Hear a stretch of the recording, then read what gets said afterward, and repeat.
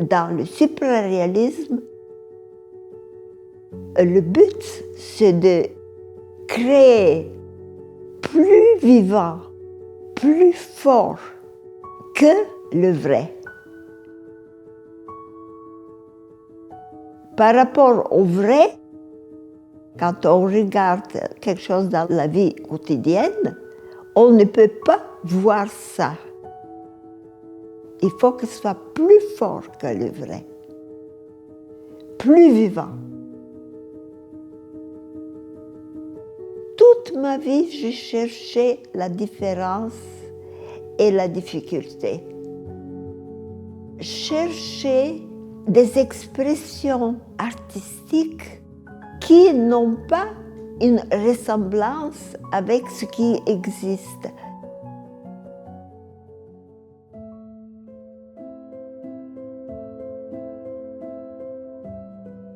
J'ai une éducation très culturelle, très stricte.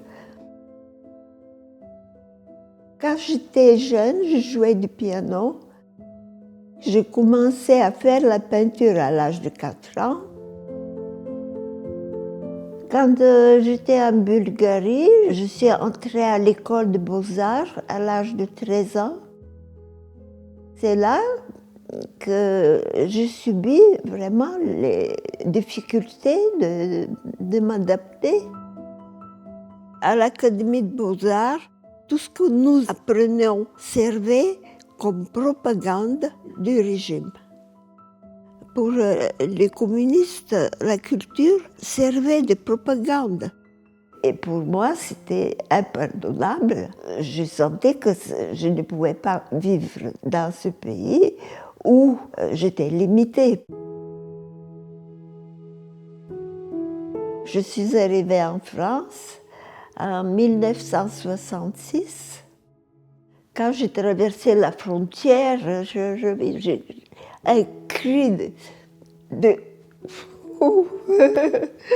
libération. Je ne connaissais personne. Je n'avais rien. J'ai juste eu l'argent pour payer le train pour y arriver. Quand je suis arrivée en France, il y avait l'école de Paris. Alors, qu'est-ce que c'était l'école de Paris? C'était un maniérisme. C'est-à-dire qu'il y avait une manière de faire quelque chose. Et la manière représentait une répétition. Et c'est ça qui mettait des limites qui empêchent la liberté. Le supraréalisme cherche la liberté pour exprimer chaque idée différemment comme une nouvelle naissance.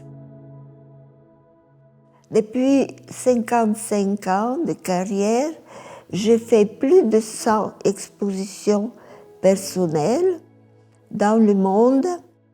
À part de la peinture, j'ai réalisé des sculptures, des bronzes, monumentales aussi, et je suis la fondatrice du supraréalisme, qui est un nouveau courant de pensée avant tout, mais aussi un nouveau style artistique, philosophique et scientifique.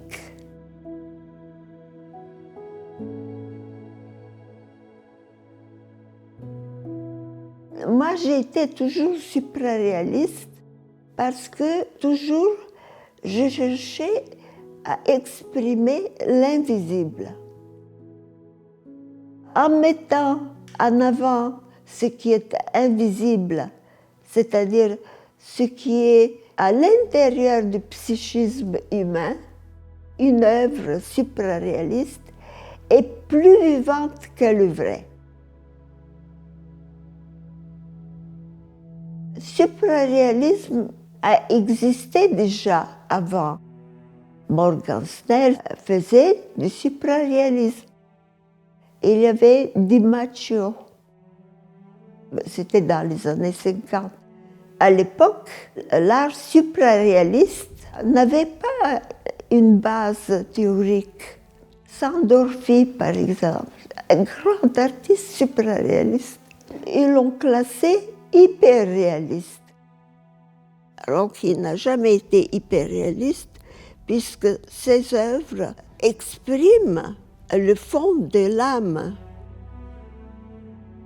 Alors, moi, je me suis dit, c'est le moment de mettre une base qui doit être obligatoirement scientifique, puisque notre époque est basée sur la science. C'est pour ça que le supraréalisme est indispensable, puisque l'homme a son psychisme constitué de conscient et de l'inconscient, pas seulement de l'inconscient. Les artistes supraréalistes ont quelque chose à exprimer.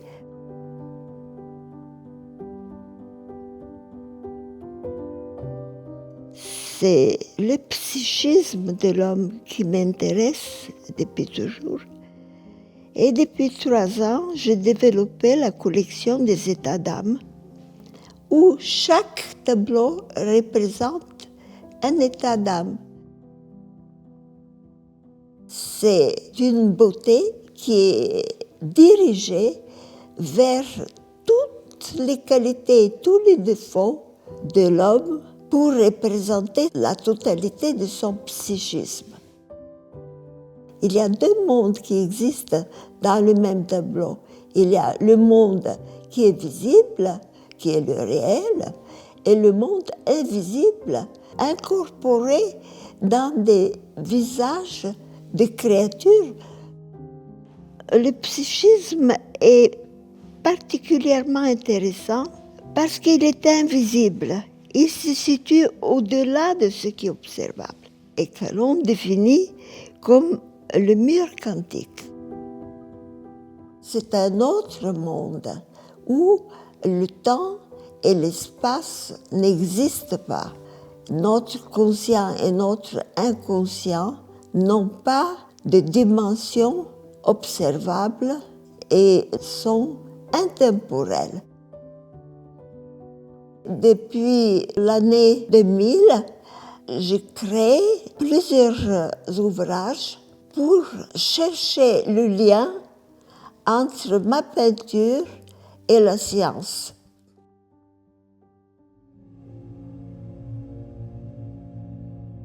Une nuit, j'avais 3-4 ans, j'ai ressenti le battement de mon cœur et chaque battement, c'était une goutte qui tombait, éperdue. Et j'avais un liquide qui était limité. Je devais faire absolument quelque chose avant que ce liquide soit épuisé. C'était la peinture. C'était la peinture, mais plus. Je ne savais pas encore qu'est-ce que c'était le plus. Maintenant, je le sais.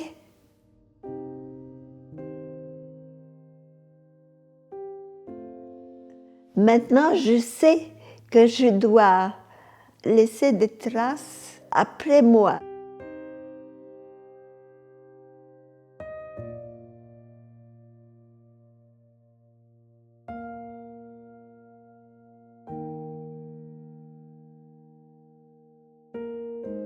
La maison est l'œuvre de ma vie.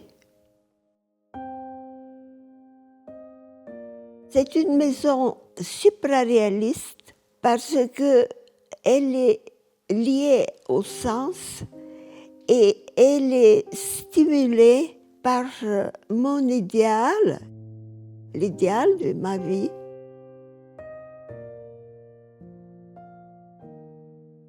Le but de ma vie, ça c'était lié à mon enfance, quand j'ai ressenti les gouttes qui tombaient derrière.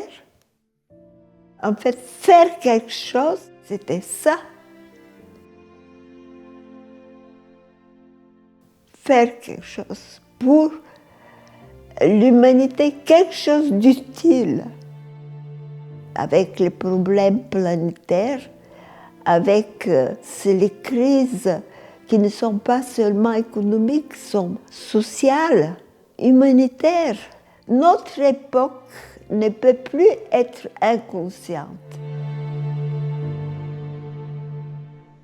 La planète ne va pas disparaître, elle va reprendre ses droits. C'est l'humanité qui risque de disparaître.